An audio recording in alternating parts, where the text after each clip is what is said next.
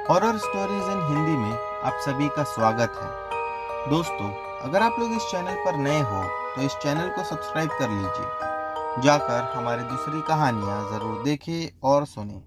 आप लोगों को बहुत मज़ा आएगा। साथ ही साथ डिस्क्रिप्शन बॉक्स में हमारा व्हाट्सएप का नंबर है और इंस्टा का लिंक है। अगर आप में से कोई हमें अपनी कहानियाँ भेजना चाहते हैं तो उस लिंक पर क्लिक करके हमें अपनी कहानियाँ भेज सकते हैं। चलिए शुरू करते हैं हमारी आज की कहानियाँ। दोस्तों, हमारी ये कहानी ईशांत की है। चलिए इनकी कहानी शुरू करते हैं। ये घटना आज से कई साल पुरानी है। लगभग 2014 के आसपास की ये घटना है। उस समय मैं और मेरे कुछ दोस्त हम लोग मिलकर एक ट्रिप पर जाने का प्लान कर रहे थे। जिस जगह पे हम लोगों ने प्लान किया हुआ था वो जगह काफ़ी अच्छी थी। वो एक बीच था और उसके पीछे साइड काफी बड़ा पहाड़ जो कि जंगलों से घिरा हुआ था। हम लोगों ने जब वहां जाने का डिसाइड किया तो मेरे एक फ्रेंड ने कहा कि तुझे पता है वो बीच पर कोई आता जाता नहीं है, लेकिन हाँ वहां पर कुछ रूम्स है जो रेंट पर मिल जाते हैं। मैंने कहा तो फिर बहुत अच्छी बात है, चलो हम वहीं चलते हैं। हमने वीकेंड का प्लान नहीं बनाया क्योंकि बहुत ज्यादा भीड़ होती है। मेरे दोस्त ने मुझसे कहा कि वो बीच वैसे ही काफी खाली रहता है, लोग वहां पर आते नहीं है क्योंकि कोई भी उस बीच के बारे में ज्यादा जानता नहीं। हम लोग मंडे के दिन वहां पर पहुंचे थे। जब हम वहां पर पहुंचे तो हम लोगों ने वहां पर पूछा कि यहाँ पर कोई आता जाता नहीं, क्योंकि बीच पर एक भी इंसान नहीं दिख रहा था। तो उस रूम के ओनर ने हमसे कहा कि कभी कभार लोग आते हैं और यहाँ पर रात के समय कोई रुकता नहीं है। कुछ उन्होंने रूम्स बताए। वो कहने लगा कि यहाँ पर हमारे बस 7 ही कमरे हैं और यही एक ही हमारा होटल है। वो 7 के 7 कमरे खाली थे। उसका कहना यह था कि अगर कोई आता भी है तो सुबह आकर शाम में चला जाता है, यहाँ पर कोई रुकता नहीं। कहने लगा कि पिछले 1.5 साल से यहाँ पर रात में कोई नहीं रुका है। मैंने कहा कि ऐसा क्यों कि 1.5 साल से कोई नहीं रुका। वो कहने लगा कि 1.5 साल पहले एक फैमिली आई थी, वो 2 दिन के लिए आए हुए थे रुकने, लेकिन फिर रात में जब वो यहाँ रुके तो वो लोग कह रहे थे कि हमें बहुत डर लग रहा है और बीच एकदम सुनसान हो जाता है रात में, तो अगले ही दिन सुबह में वो लोग चले गए। मैंने कहा कि ठीक है, हम तो 3 दिन के लिए आए हैं, हमें यहाँ पर रुकने के लिए कमरा दे दो। हम कमरा ले लिए। हम 4 दोस्त थे। दिन तो बहुत अच्छे से बीता, बहुत मजा आई। हम लोगों ने पहाड़ में पीछे जो जंगल था वहां जाने का भी सोचा, लेकिन वो दिन काफी ज्यादा थके हुए थे तो इसलिए अगले दिन का हम लोगों ने प्लान किया था। फिर हम लोग पूरा दिन बीच पर ही थे। शाम के करीब 5:30 बजे जब सूरज डूबने को था, मेरे दोस्त ने कहा कि यार पहाड़ कितने ज्यादा खूबसूरत लग रहे हैं। जो सूरज की किरणें जब वो पहाड़ के पेड़ों पर पड़ रही थी वो बहुत ही खूबसूरत लग रहा था। मेरे दोस्त ने मुझसे जिद किया कि चलना हम एक राउंड मार कर आते हैं। मैंने मना भी किया। मेरे बाकी के 2 दोस्त कहने लगे नहीं, आज हम बहुत थक गए, हम कल ही जाएंगे। हमने कहा ठीक है। तो मैं और मेरा दोस्त उस जंगल या उस पहाड़ की ओर आगे बढ़ गए। हम जैसा जैसा अंदर जा रहे थे वो घना जंगल काफी ज्यादा खूबसूरत लग रहा था। थोड़ी ही देर और अंदर जाने के बाद हमने एक अजीब सा अंदर घर देखा। दोस्तों, मैं आप लोगों को बता दूं कि ये पहाड़ साउथ इंडिया में है। जिस बीच की मैं आप लोगों को बात कर रहा हूँ, मैं उसका नाम नहीं ले सकता, लेकिन वो बहुत फेमस बीच है। कई सारे लोग उसे जानते भी हैं क्योंकि वहां पर उसके बाद 2019 की जनवरी में कुछ ऐसा हुआ जिस वजह से वो काफी फेमस हो गया। अब घटना पर आते हैं। जब हम वहां अंदर गए तो हमने अंदर एक टूटा फूटा पुराना लकड़ी का घर देखा। उसे देखकर लग रहा था कि शायद ये 100 साल से भी ज्यादा पुराना होगा। अंदर कोई नहीं था, बिल्कुल खंडर पड़ा हुआ था। दरवाजे भी टूटे फूटे थे, खिड़कियां टूटी फूटी पड़ी हुई थी। मैंने मेरे दोस्त से कहा कि यार ये घर देख, यहाँ जंगल में यहाँ कोई आता भी होगा क्या। वो मुझसे कहने लगा चलना अंदर जाकर हम एक बार देखते हैं। मैंने उसे मना भी किया, लेकिन वो मेरा हाथ पकड़कर खींचता हुआ मुझे उसी घर की ओर ले गया। जैसे ही हम घर में गए तो हमने देखा घर तो कुछ ज्यादा बड़ा नहीं था, लेकिन हाँ एक अजीब चीज हमने देखी। सामने हमने कुछ बर्तन देखे जो कि लकड़े के ही बने हुए थे, जैसा कि ग्लास था और कुछ चमचे थे और प्लेट्स भी थी। वो देखकर मुझे अजीब लगा। मैंने मेरे दोस्त से कहा कि क्या जितना पुराना ये घर है, ये बर्तन भी उतने ही पुराने होंगे। और क्या हमारे अलावा कभी कोई यहाँ पर आया ही नहीं जो यहाँ से ये सब निकाल सके? वो कहने लगा कि छोड़ना, वो सब से हमें क्या, लेकिन देख कितना अच्छा लग रहा है। अब समय काफी बीत चुका था, कुछ 7:15 हो गए थे। मैंने उससे कहा कि चल हमें जाना चाहिए, ज्यादा रात हो जाएगी तो ठीक नहीं है।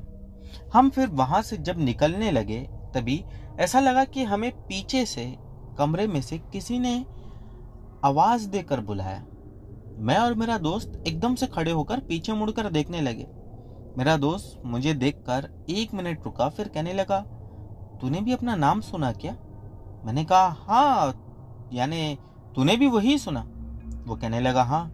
लेकिन डरा देने वाली बात ये थी कि एक आवाज जो कि हम दोनों के कान में आई, लेकिन जैसे ही वो आवाज हम दोनों के कानों में पड़ी, वो आवाज ने हमें अपने नाम से बुलाया। दोस्तों, ये बात बहुत कॉमन है कि अगर मैं किसी को बुलाऊं उसके नाम से, तो जितने भी लोग होंगे आसपास वो एक ही नाम सुनेंगे। लेकिन ऐसे कैसे हो सकता था कि आवाज तो एक ही आई, लेकिन हम दोनों को वो अलग अलग अपने नाम से पुकारने लगे। मैंने मेरे दोस्त से कहा कि यार एक काम करते हैं, हम यहाँ से निकलते हैं, कुछ ठीक नहीं लग रहा है, मुझे बहुत घबराहट भी हो रही है। मेरे दोस्त ने कहा कि हाँ चल, हम जल्दी से यहाँ से निकलते हैं। हम जब वहां से निकल कर आ रहे थे तब उस जंगल से बाहर निकलने तक हर समय हमें यूं ही लग रहा था कि कोई हमें देख रहा है या फिर कोई तो है जो हमारा पीछा कर रहा है। हम भले ही उसे देख नहीं पा रहे थे, लेकिन हाँ, महसूस बिल्कुल कर पा रहे थे। मैंने मेरे दोस्त से कहा कि यार मुझे ना सच में अभी भी डर लग रहा है, क्योंकि हम उस जंगल से तो बाहर आ चुके थे। फिर हम अपने कमरे में गए, हमने रात का खाना खाया। कुछ अब रात के 9:30-10 बजे रहे थे। दिन में हम काफ़ी ज़्यादा दूर से ट्रैवल करके आए थे, तो बहुत थकान की वजह से हमारे बाकी के 2 दोस्त सो चुके थे। लेकिन हम दोनों बैठकर आपस में वही बात कर रहे थे कि यार उस घने जंगल में कौन रहता होगा और क्या होगा, कि अचानक से हमें एक चिरमिराती हुई आवाज़ सुनाई दी। ऐसा लगा कि पेड़ों की टहनियाँ आपस में टकरा रही हो। हमने खिड़की के पर्दे को हटाकर देखा तो पाया कि बैक साइड में वहां एक पुराना लकड़ी का टूटा फूटा झूला पेड़ पर बंधा हुआ था।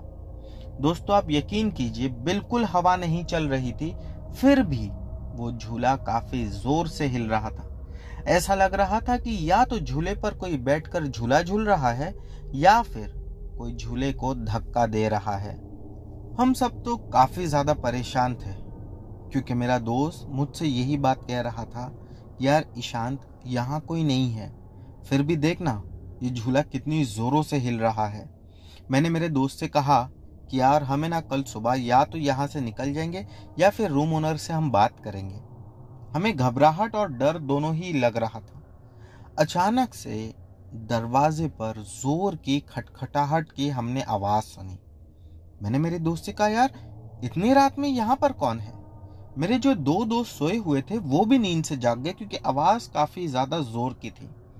हम चारों ही जल्दी से उठकर दरवाजे के पास गए और दरवाजा खोलकर देखा तो पाया कि बाहर कोई भी नहीं था।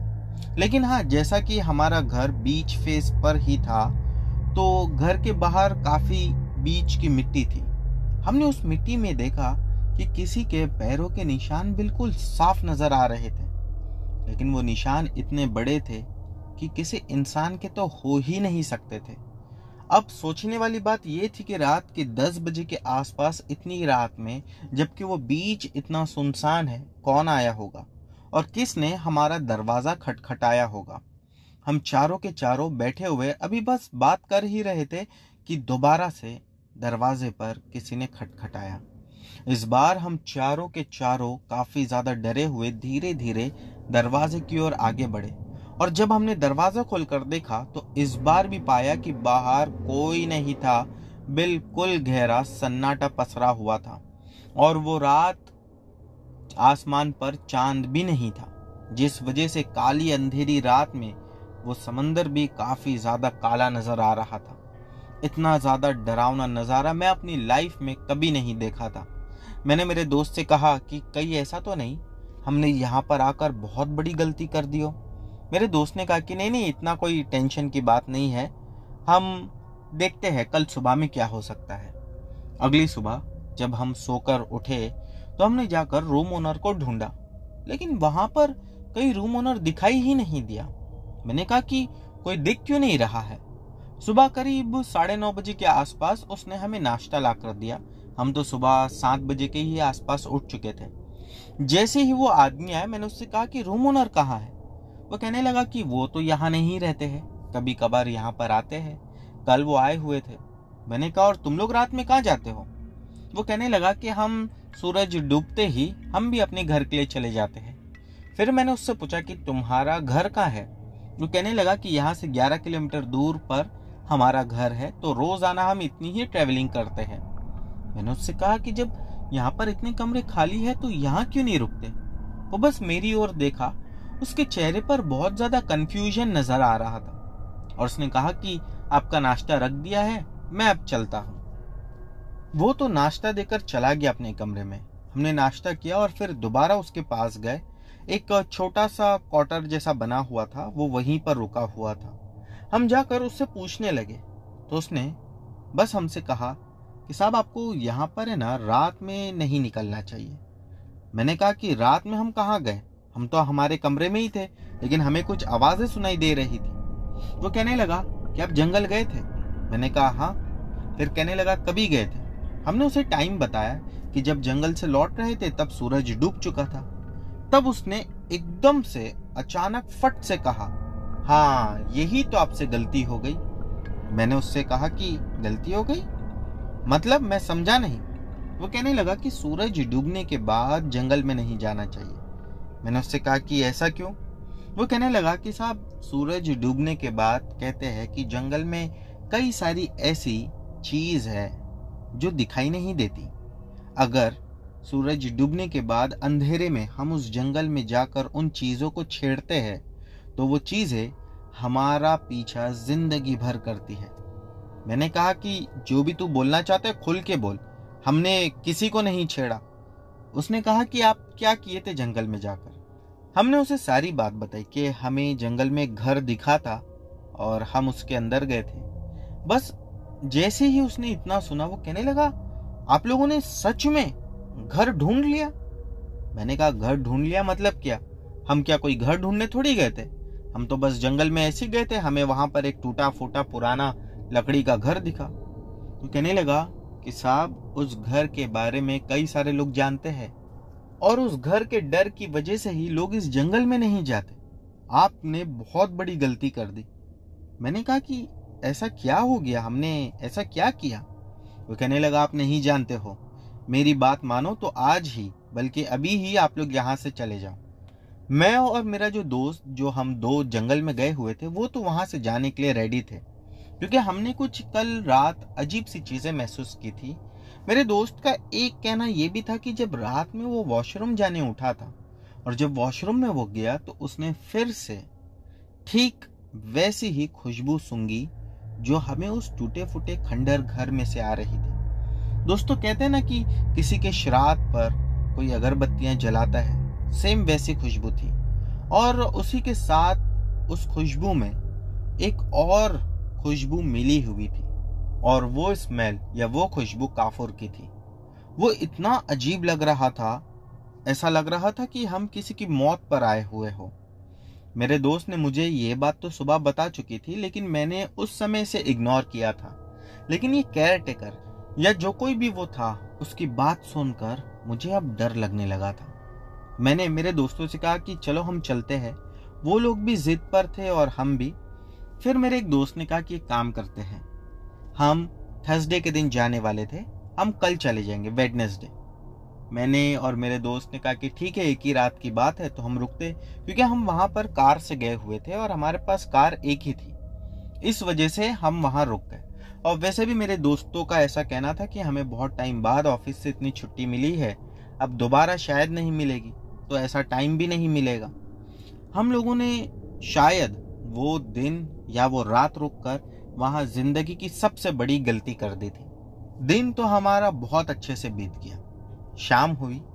मेरे दोस्तों को मैंने पहले ही मना कर दिया था कि अब जंगल में कोई नहीं जाएगा, और वो दोस्तों ने भी कहा कि हाँ, हम तो सिर्फ नेचर का मज़ा लेने यहाँ पर आए थे, हमें कोई इंटरेस्ट नहीं है फॉरेस्ट में जाने के लिए।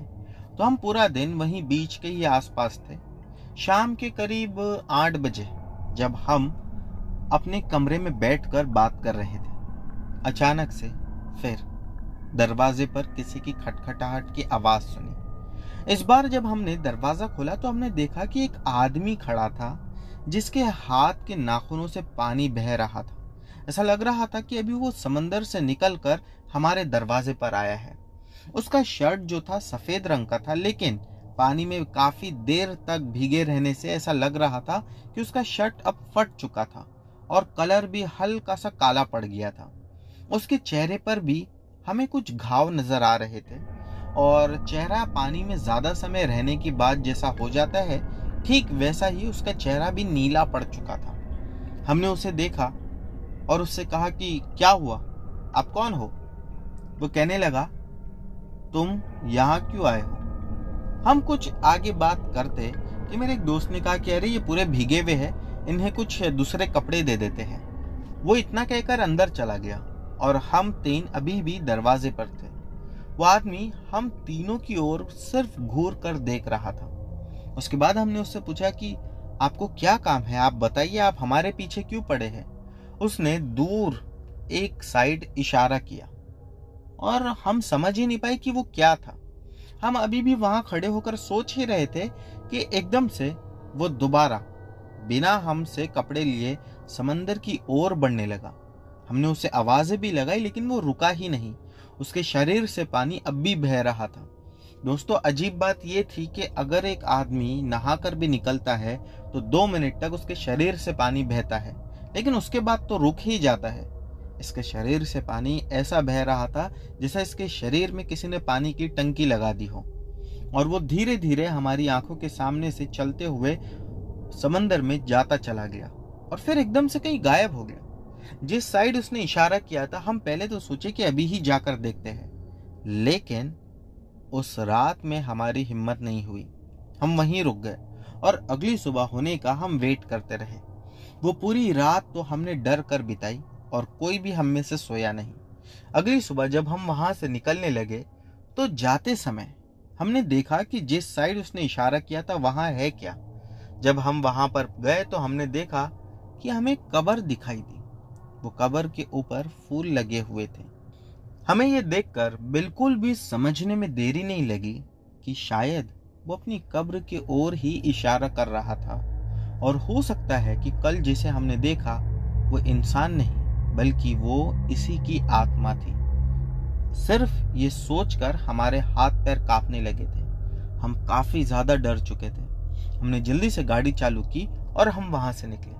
दोस्तों, अभी पिछले साल की बात है कि मेरा जो फ्रेंड जो मेरे साथ जंगल में गया था, वो दोबारा उस बीच पर विजिट किया और वो कहने लगा कि जिस कब्र को हमने देखा था अब वहां पर ऐसा कुछ भी नहीं है, और उसका ये भी कहना था कि अब लोग वहां बीच पर दिखाई देते हैं। शायद अब लोग जान चुके होंगे इस वजह से। और जैसा मैंने बताया कि 2019 जनवरी में जो घटना वहां घटी थी, उसके बाद वो बीच काफी ज्यादा फेमस हो गया था। तो दोस्तों, ये थी ईशान जी की कहानी। अब बढ़ते हैं अगली कहानी की ओर। हमारी अगली घटना पीयूष की है। चलिए इनकी कहानी इन्हीं के पॉइंट ऑफ व्यू से सुनते हैं। ये बात 2011 के आसपास की है। उस समय मैं और मेरी फैमिली हम सभी मिलकर गांव में एक शादी अटेंड करने के लिए जा रहे थे। हम जब शाम के समय निकले तब रास्ते में मुझे ऑफिस से कॉल आया और मुझे पता चला कि एक असाइनमेंट जो मैंने सबमिट नहीं किया था उसके लिए मुझे वो लोग अगले दिन ऑफिस में बुला रहे थे। तो मैं आधे रास्ते से ही वापस घर के लिए निकल गया। मैंने फैमिली से कहा कि ठीक है, मैं कल आ जाऊंगा अपना असाइनमेंट पूरा करके। जब मैं अपने घर पर पहुंचा तो वो रात कुछ अजीब सी मुझे लगी। ऐसा लगा कि मेरे साथ कोई मेरा पीछा करते हुए घर तक आ गया है, लेकिन मैंने इस पर ज्यादा ध्यान नहीं दिया। अपना असाइनमेंट कंप्लीट किया और अगले दिन ऑफिस में उसे सबमिट करके मैं गांव के लिए निकल पड़ा। जब मैं गांव के लिए निकल पड़ा तब रास्ता बिल्कुल सुनसान था। मैंने अपने दोस्त की कार ली हुई थी और मैं अकेला ही जा रहा था। मेरे दोस्त ने मुझसे कहा भी कि रात में जाना ठीक नहीं होगा, क्योंकि मेरा गांव का रास्ता जो था वो काफ़ी लंबा था। मुझे लगभग 8 घंटे लगने थे। मैं रात के करीब 8 बजे के आसपास निकल पड़ा था। जब रास्ते में थोड़ी दूरी पार करने के बाद मुझे एक जगह पर लगा कि मुझे रुकना चाहिए और कुछ खाना चाहिए, क्योंकि ऑफिस में वो दिन काफ़ी काम था, तो मैंने बराबर से कुछ नहीं खाया था। मैंने एक ढाबे पर अपनी गाड़ी रुकाई। वो ढाबा बिल्कुल खाली और सुनसान पड़ा था, उसमें कोई भी नहीं था। मैं ढाबे के अंदर गया और जाकर खाना मांगा। मैं खाना खाकर जब वहां से निकलने लगा तो जो ढाबे पर काम करने वाला वेटर था वो मुझसे कहने लगा कि आप अकेले हो। मैंने कहा हाँ, रात के कुछ 1 बज चुके थे। उसने मुझसे कहा कि अकेले इस रास्ते से गुजरना ठीक नहीं है, और यहाँ पर जो भी अकेले रुकता है तो हम तो उसे यही एडवाइस देते हैं। मैंने उससे पूछा भी कि ऐसा आप क्यों कह रहे हो। वो कहने लगा कि बस आप मेरी बात मानिए, ये रास्ता ठीक नहीं है। मैंने कहा लेकिन हाँ, मैं रात में यहाँ रुक भी नहीं सकता हूँ।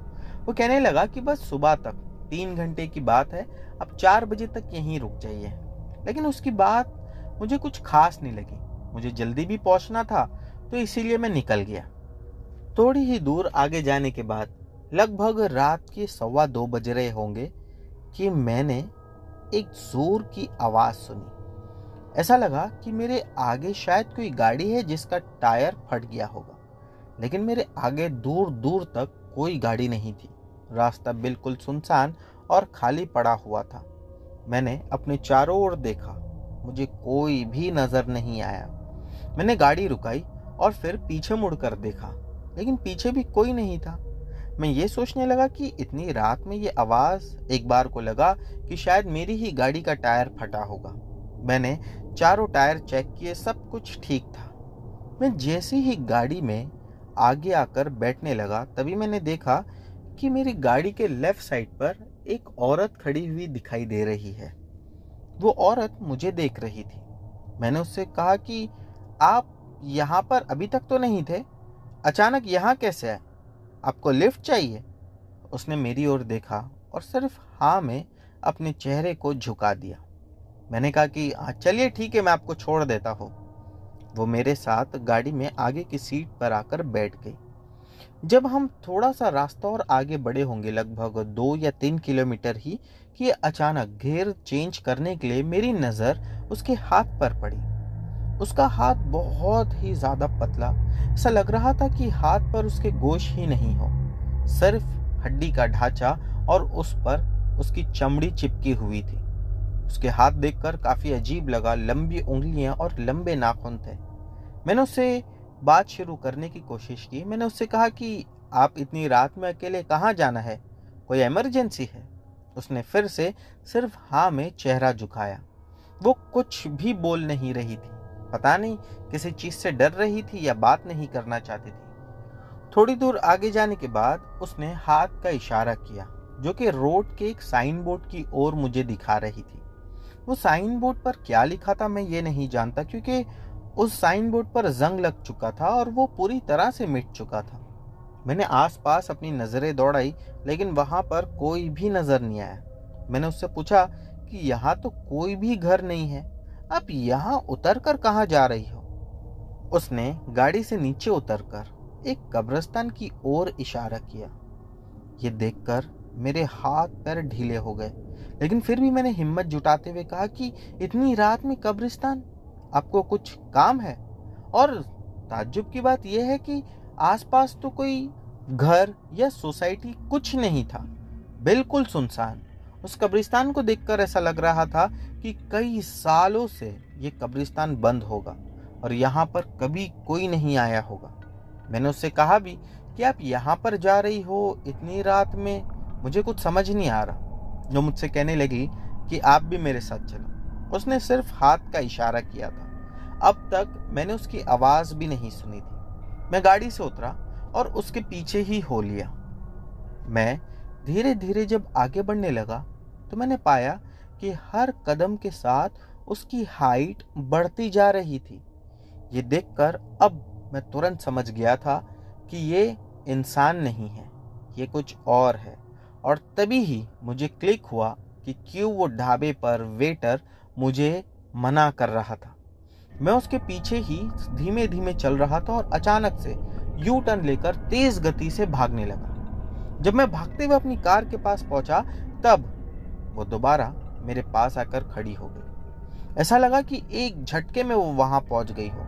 मैं तो इतना तेज भाग कर आया था, मैं हाँफ रहा था, लेकिन वो बिल्कुल नॉर्मल खड़ी थी और मुझसे देखकर कहने लगी, क्या हुआ, मुझे छोड़कर क्यों भाग गए। अब पहली बार मैंने उसकी आवाज सुनी थी। मैंने उससे कहा कि नहीं, मुझे नहीं आना, मुझे बस जाना है, मुझे काम है। मैं हड़बड़ाहट के मारे बोल भी नहीं पा रहा था क्योंकि मुझे कुछ समझ नहीं रहा था। उसने गाड़ी के बोनट पर अपने तेज नाखूनों से हल्का सा खरोचा, जिसकी आवाज इतनी डरावनी और इतनी अजीब थी, ऐसा लगा कि मेरे कान के पर्दों को फाड़ देगी वो, और मेरे कान में लिटरली वो आवाज चुभने लगी। मैंने उससे कहा कि आप मुझे जाने दो और आपको जहां तक मुझे छोड़ना था मैंने छोड़ दिया। उसने फिर दोबारा कहा, तुम ही को मेरे साथ आना था, अब वादा करके तुम मुकर नहीं सकते। मैं कुछ कहता कि इससे पहले पीछे से मैंने गाड़ी को आते हुए देखा। मैं तुरंत ही उस गाड़ी के सामने जाकर खड़ा हो गया और वो गाड़ी वालों को मजबूरन ब्रेक लगानी पड़ी। वो लोग जब गाड़ी से उतरे तो उन लोगों ने मुझे देखा। मैंने उन लोगों को बताया कि ऐसा ऐसा मेरे साथ हुआ है, क्योंकि उनके उतरते ही वो औरत या फिर वो चुड़ैल या आत्मा कहीं गायब हो गई थी। फिर उन लोगों ने कहा कि ठीक है, आप चलिए, अभी आपको कोई भी दिक्कत नहीं होगी, और आपको पता नहीं कि इस रास्ते पर रात में अकेले नहीं आते। वो कहने लगा कि पहली बार है मैं बाई रोड अपने गांव जा रहा हूँ, वरना हर बार तो मैं ट्रेन से ही जाता हूँ, और वहां पर शादी है, इस वजह से अर्जेंटली मुझे निकलना पड़ा, अदरवाइज मैं नहीं जाता। फिर उन लोगों ने कई किलोमीटर तक मेरे साथ में ही अपनी गाड़ी को रखा, और फिर वहां से आगे जाने के बाद मैं अपने गांव पहुंच गया। मैंने ये घटना जिस किसी को भी बताई, वो लोगों ने कहा कि वो चुड़ैल नहीं, वो किसी की आत्मा थी, और हो सकता है कि वो वही आत्मा हो, उसी कब्रिस्तान की आत्मा। मैं नहीं जानता कि ये क्या था, लेकिन हाँ, कुछ समय के बाद जब मैंने उसके बारे में पता किया तो मुझे ये पता चला कि वो कब्रिस्तान कई सालों से खंडर पड़ा था और वहां पर कोई आता जाता नहीं था। अब सवाल ये था कि क्या वो आत्मा सच में इतने साल पुरानी थी, या फिर वो आत्मा किसी ऐसे औरत की थी जिसे वहां पर मार कर गाड़ दिया गया था। तो दोस्तों, अब बढ़ते हैं अगली कहानी की ओर। हमारी अगली कहानी गीता जैन की है। चलिए इनकी कहानी शुरू करते हैं। मेरा नाम गीता जैन है और आज जो घटना मैं आप लोगों को सुनाने जा रही हूँ, ये घटना मेरे दादाजी ने हमें बताई थी। ये बात 1990 की है। उस समय मेरे दादाजी बताते हैं, एक दिन वो किसी काम से बाहर गए हुए थे। जब वो काम पर से लौट रहे थे तब गांव में उन्हें स्टार्टिंग में ही गांव के बहुत सारी भीड़ इकट्ठा होकर दिखाई दी।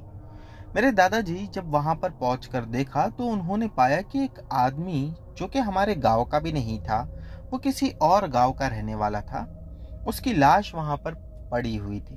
उसकी लाश कटी फटी और काफी ज्यादा बुरी हालत में थी। मेरे दादाजी ने जब देखा तो वो देखकर हैरान रह गए कि इतनी बुरी तरह से इसे किसने मारा होगा, और हमारे गांव के आसपास कोई ऐसे जंगली जानवर भी नहीं थे। और एक बात अजीब सबसे ज्यादा ये थी कि उसकी जो सीधी टांग थी वो टूटी हुई थी, जिसे देखकर लग रहा था कि शायद किसी ने इसे जोर से घसीटा होगा या फिर जानबूझकर किसी भारी चीज से मार कर तोड़ दिया होगा। मेरे दादाजी इस चीज से काफी परेशान थे। वो घर पर आए, घर पर आकर मेरी दादी जी को भी ये बात बताने लगे। मेरी दादी जी ने कहा कि हो सकता है उसकी किसी के साथ दुश्मनी हुई होगी। 2-4 दिन तो बीत चुके थे, फिर से सेम एक ऐसी ही घटना सबके सामने आई। लोग अब परेशान हो गए कि ये क्या हो रहा है। सेम टू सेम ऐसे ही एक आदमी मारा गया जो कि हमारे ही गांव का था, और वो आदमी की तो किसी से कोई दुश्मनी ही नहीं थी। कहते हैं कि वो बहुत ही अच्छा आदमी था। गांव के सभी लोग अब इस विषय पर बहुत ज्यादा परेशान थे। अचानक से 4 दिन और बीते होंगे कि उन लोगों को एक रात में आवाज सुनाई दी। वो आवाज किसी के दर्द से चीखने की या यूं कहिए कि कर्राने की थी। सब के सब गांव के लोग इकट्ठा होकर उसी जगह पर पहुंचे जहां उन्हें वो 2 लाशें मिली थी। जब वहां पहुंचकर देखा तो एक आदमी, उसकी भी हालत ऐसी ही बुरी हो चुकी थी और वो अपनी आखिरी सांसें ले रहा था। गांव के लोग उसे बचाते या उसे डॉक्टर के पास ले जाते उससे पहले ही उसकी जान निकल गई। लोग इस बात से परेशान थे कि ये क्या हो रहा है। फिर गांव में से एक आदमी ने कहा कि मैंने इन तीनों बॉडी पर एक अजीब सा निशान देखा। गांव के लोगों ने कहा कि वो क्या था। उसके माथे पर काले रंग से कुछ लिखा हुआ था जिसे वो पढ़ नहीं पा रहे थे, लेकिन ऐसा लग रहा था कि कोई बहुत पुराना निशान है। लोगों ने अब आसपास पूछताछ शुरू की कि फिर एक आदमी जो कि हमारे ही गांव का था, उसने कहा कि ये तो बहुत प्राचीन निशान है और हो ना हो कि जरूर किसी का इसी से कोई संबंध है। गांव के लोग हर जगह पर ढूंढने लगे। कुछ दिन बीते कि फिर से एक और मौत गांव में हुई। गांव में दहशत बुरी तरह से फैल चुकी थी। एक आदमी जो कि हमारे ही गांव का था और मेरे दादाजी का वो अच्छा दोस्त भी था, फिर उसने बताया कि हो सकता है यही हम में से कोई ऐसा हो जो शायद किसी से दुश्मनी निकाल रहा हो। और फिर बातों बातों में एक आदमी ने कहा कि गांव के एंड में जो घर है, हमें एक बार जाकर उसमें देखना चाहिए। कहा जाता था कि हमारे गांव में जो एक एंड साइड में घर था जो कि जंगल को लगकर था, वो घर लगभग 80 से 90 साल पुराना था। जब गांव के लोग उस घर में गए और वहां पर देखा तो उन्हें वहां कोई भी नहीं मिला, लेकिन हाँ, वैसे ही कुछ निशान जमीन पर और उस घर की टूटी फूटी दीवार पर बने हुए नजर आए। उन लोगों को समझने में बिल्कुल देर नहीं लगी कि ये सब कौन कर रहा है। अब रात दिन उसी घर के पास सभी लोग छुपकर पहरा देते थे। कुछ 2 दिन बीते होंगे कि एक रात में गांव के लोगों ने देखा एक उड़ती हुई औरत उन्हें नजर आई, जो उस घर के दरवाजे से नहीं बल्कि उड़कर उस घर की छत से उस घर में चले गई। और वो औरत परछाई थी या सच में औरत थी, ये समझ नहीं पाए, क्योंकि एक आदमी किसी भी दीवार को आर पार करके कहीं नहीं जा सकता, लेकिन वो औरत दीवार को आर पार करके घर के अंदर चले गई थी। गांव के लोगों के मन में डर 4 गुना बढ़ चुका था। सब के सब गांव वाले उसी समय इकट्ठा हुए और घर को चारों ओर से घेर लिया। जैसे ही घर के अंदर वो लोग घुसे तो उन्होंने देखा कि सामने वही औरत बैठी हुई नजर आ रही थी। उसके दांत काफी बड़े थे जो कि उसके चेहरे को फाड़ कर बाहर निकल रहे थे। उसके कान मुड़े हुए थे और कान के ऊपर, दोनों ही कानों के ऊपर एक लंबी सी चोंच निकली हुई थी। ऐसा लग रहा था कि किसी पक्षी की चोंच उसने काट कर अपने कानों पर लगा दी हो। उसके हाथ और पैर एकदम पतले और लंबे थे। हाथ पैरों पर ना ही तो चमड़ी थी और ना ही मांस, बस हड्डियां जिस पर खून के धब्बे नजर आ रहे थे। ये देखकर सब के सब बहुत ज्यादा डरे हुए थे, लेकिन एक बात अच्छी ये थी कि गांव के लोगों में उस समय कुछ ऐसे भी थे जिन्हें झाड़ फूंक करना आता था। वो लोग वहां पहुंचकर कुछ झाड़ फूंक करने लगे और जल्दी जल्दी ही उस औरत को चारों ओर से घेर लिया। उसके बाद जब उस पर पेट्रोल डाला जाता आग लगाने के लिए, तो पेट्रोल जमीन पर गिर जाता। ऐसा लग रहा था कि बस अब वो एक परछाई है, एक हवा जो कि किसी के भी आर पार होकर निकल सकती है। उन्हीं में से एक आदमी जो कि तंत्र मंत्र जानता था, वो कुछ मंत्र पढ़ने लगा, जिसके बाद वो अपने दोनों कानों को बंद करके चीखने चिल्लाने लगी। लेकिन उसने मंत्र पढ़ना बंद नहीं किया और थोड़ी ही देर में वो एकदम से कहीं गायब हो गई। उसके बाद वैसी घटना गांव में कभी नहीं घटी। दादाजी बताते हैं कि उस समय लगभग 15 से 20 लोग उस घर में थे जिन्होंने पहली बार किसी भूत को देखा था। तो दोस्तों, अब बढ़ते हैं हमारी अगली कहानी की ओर। दोस्तों, हमारी अगली कहानी शुभम की है। चलिए इनकी कहानी शुरू करते हैं। आज जो घटना मैं आप लोगों को बताने जा रहा हूँ ये कई साल पुरानी घटना है। दोस्तों, ये घटना कुछ बहुत अजीब ही घटी थी। ये घटना हमारे ही परिवार के एक सदस्य की है। चलिए घटना पर आता हूँ। बात है 2011 मार्च के महीने की। मेरा कजिन भाई बाहर किसी काम से गया हुआ था 3 दिन के लिए। जब वो काम पर से लौटा तो हम लोगों ने महसूस किया कि रात में उसकी तबीयत अचानक से खराब हो गई और वो कुछ पागलों जैसी हरकत कर रहा था। वो हालांकि हमारे घर पर नहीं रहता था, लेकिन वो दिन वो हमारे ही घर पर आया था क्योंकि हमारा घर करीब था। उसका कहना यह था कि रास्ते में ही मेरी तबीयत अचानक से बिगड़ने लगी, इस वजह से मैं यहाँ आ गया। लेकिन धीरे धीरे वो रात जैसे जैसे बीतते गई वैसा वैसा उसकी हालत और ज्यादा खराब होते गई। अगली सुबह जब हुई तो वो अपना नाम भी ठीक से ले नहीं पा रहा था। जिस कमरे में वो रात में रुका हुआ था, जहां हम लोगों ने उसे सुलाया था, वो वहां पर रात भर सामान उठाकर यहाँ से वहां फेंक रहा था। और कई बार तो उसके कमरे से ऐसी आवाज आ रही थी जैसा कि 3-4 लोग आपस में बात कर रहे हैं। वो बोलता था तो ऐसा लगता था कि उसकी आवाज अब एक नहीं बल्कि 2 लोग बात कर रहे हैं। हम लोग उसकी ये हालत देखकर काफी ज्यादा परेशान हो गए कि इसे अचानक से क्या हो गया। हमें कुछ समझ में नहीं आ रहा था कि अचानक से उसने फिर कुछ ऐसा किया जिसने सबको हिला दिया।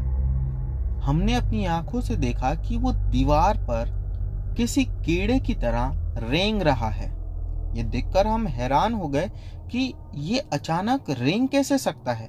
अगर कोई पागल होता है तो वो पागलों जैसी हरकत कर सकता है, लेकिन दीवार पर चलना या दीवार पर रेंगना ये आम इंसान के बस की बात ही नहीं थी। आसपास जितने भी लोगों को दिखाया तो वो हर कोई यही कह रहा था कि पागल हो गया है, लेकिन उसे पकड़ने के लिए 10-10 लोग, 15-15 लोग लग रहे थे उसे कंट्रोल में लाने। हम लोग काफी परेशान होकर उसे कई सारी जगह पर दिखाया, कई सारे बाबा को, पुजारी जी को दिखाया, लेकिन कोई फर्क नहीं पड़ा। लास्ट में हमारे गांव के थोड़ी सी दूरी पर एक बहुत ही जाने माने पुजारी जी रहते थे, जिसके बारे में हमें बाद में पता चला। हम लोगों ने उनसे जाकर ये बात कही। वो हमारे घर पर आए। घर आने के बाद उन्होंने देखा तो उन्होंने पाया कि इसमें कोई भी बुरी आत्मा या शक्ति नहीं है, बल्कि ये जहां से कल रात में या परसों रात में लौट रहा था, वहां से आते समय इसने कोई ऐसी चीजों को उंगाल दिया जिस पर काला जादू कर कर फेंका गया था, और वो सारी चीजें अब इसके शरीर में आ चुकी है। हमने पुजारी जी से कहा कि अब आगे क्या करना है। वो कहने लगे कि करना कुछ नहीं है, बस जैसा जैसा मैं बताता हूँ वैसा वैसा आप लोग करो। उन्होंने घर में एक बड़ा सा हवन रखवाया। हम सभी लोग उस हवन में थे। उसके बाद उन्होंने सभी लोगों से कहा कि यहाँ जितने भी लोग हैं वो सब के सब घर से बाहर चले जाओ। हम सभी लोग बाहर चले गए। मेरे पापा, मेरे बड़े पापा और मेरा कजिन भाई, बस यही 3 लोग उस हवन में थे। उसके बाद वो एकदम से बेहोश होकर गिर गया। वो कहने लगे कि मैंने बहुत कोशिश किया, लेकिन जो शक्तियां इसमें है वो इतनी आसानी से इसका पीछा नहीं छोड़ेगी, इसीलिए मैं 11 दिन बाद दोबारा आऊंगा। उन्होंने घर में एक बड़ा सा मटका लाल कपड़ा डालकर रख दिया था कोने में। कहने लगे कि इस मटके को इससे बहुत बचाना, यह हर समय इस मटके को तोड़ने की कोशिश करेगा। हम लोगों ने अपने भाई को अंदर डाल दिया था एक रूम में और बाहर से लॉक कर दिया था। 2-4 दिन तो ठीक ठाक गुजरे। वो कुछ पागलों जैसी हरकत करता, लेकिन हम उस पर ध्यान ही नहीं देते। हम बस ये वेट कर रहे थे कि जैसे ही 11 दिन हो जाएंगे पुजारी जी दोबारा आएंगे और इसका इलाज कर देंगे। लेकिन फिर एक रात, शायद वो 5वें दिन की रात थी, जब हम सब सोए हुए थे, कि अचानक एक जोर से आवाज आई। वो आवाज उसी मटके की फूटने की थी। जब हमने उठकर देखा तो वो मटका वहां फूटा हुआ था और उसमें से राख निकालकर मेरा कजिन भाई अपनी जबान से चाट रहा था। ये देखने के बाद सबके होश उड़ गए और सब घबरा गए। सोचने वाली बात ये थी कि कमरे से बाहर कैसा आया। जब हमने जाकर कमरे को देखा तो कमरे का दरवाजा टूट चुका था। आप यकीन नहीं करेंगे दोस्तों, वो दरवाजा मोटी लकड़ी से बना हुआ था। एक आम आदमी उस दरवाजे को तोड़ ही नहीं सकता था। इसके बाद हमने देखा कि अब वो दोबारा से दीवार पर रेंगना शुरू कर दिया। सभी लोगों ने उसे पकड़ा और खाट से बांध दिया और उस खाट को गाड़ दिया था जमीन में। फिर दोबारा से उसी समय रात में पुजारी जी को बुलाने के लिए मेरे जो दूसरे कजिन्स भाई थे वो लोग गए। जल्दी जल्दी उन्होंने पुजारी जी को बुला लाया। पुजारी जी जैसे ही घर पर आए उन्होंने कुछ विभूति ली और वो पढ़कर मेरे भाई के माथे पर लगा दी। वो वहीं पर बेहोश होकर गिर गया। और फिर उन्होंने कहा कि मैंने तुम लोगों को कितना बताया था कि उस मटके को ये फोड़ना नहीं चाहिए। अब इससे जो भी शक्तियां इसमें है उनकी ताकत दुगनी हो गई है। हमने कहा कि अभी आप ही कुछ कीजिए। सब के सब उनके हाथ जोड़कर उनसे रिक्वेस्ट करने लगे। उन्होंने कहा कि जो काम मुझे 11 दिन बाद करना था वो मुझे आज ही रात में करना पड़ेगा। दोस्तों, मैं बता नहीं सकता हूँ कि उस रात उन्होंने जब हवन किया, मेरे भाई ने जितनी चीखें लगाई है वो हर चीख हमारे दिल को डराने के लिए काफ़ी थी। यही नहीं, हमने देखा कि जहाँ पर वो बैठा था उसके आसपास, हम जो इस बार हवन कर रहे थे तो वो आंगन में कर रहे थे और उसे ज़मीन पर यानी मिट्टी में ही बिठाया हुआ था। उसके आसपास की मिट्टी अचानक से हवा में उड़ने लगी और उड़कर वो इधर उधर नहीं जा रहे थे, एकदम खड़ी थी। ऐसा लग रहा था कि कोई अदृश्य शक्ति ने उस मिट्टी को पकड़ कर रखा है। हम ये देखकर हैरान रह गए कि अचानक से वो 2 मिनट के बाद एकदम से बेहोश होकर जमीन पर गिर पड़ा, जो कि वो बैठा हुआ था। फिर पुजारी जी ने उठा और उस हवन में से जो राख थी वो निकालकर उसके माथे पर और उसके पैरों पर लगाया। फिर कहने लगे कि अब ये वो जादू से मुक्त हो चुका है। और उसके बाद मेरा भाई तो सही हो गया, लेकिन उसके पहले की जितनी उसकी याददाश्त थी वो सब भूल चुका था। फिर उन्होंने कुछ विभूति दी थी और भी कुछ चीजें दी थी। कहने लगे कि ये रोजाना इसे थोड़ा थोड़ा पिला देना पानी में डालकर। लगभग 4 से 5 साल का समय लगा उसे पूरी तरह ठीक होने।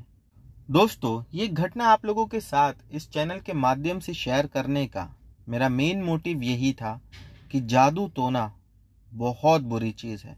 अगर आप रास्ते में कोई भी ऐसी चीज़ देखते हो तो उसे उंगा लेना और उसके साथ कोई छेड़छाड़ ना करें। तो दोस्तों, ये थी हमारी आज की सभी कहानियाँ। उम्मीद करता हूँ कि आप लोगों को पसंद आई होगी। दोस्तों, इनमें से जो भी कहानी आप लोगों को अच्छी लगी हो उसके बारे में कमेंट सेक्शन में लिखना मत भूलना। चैनल पर नए हो तो बिना सब्सक्राइब किए मत जाना। मिलते हैं हमारी अगली वीडियो में।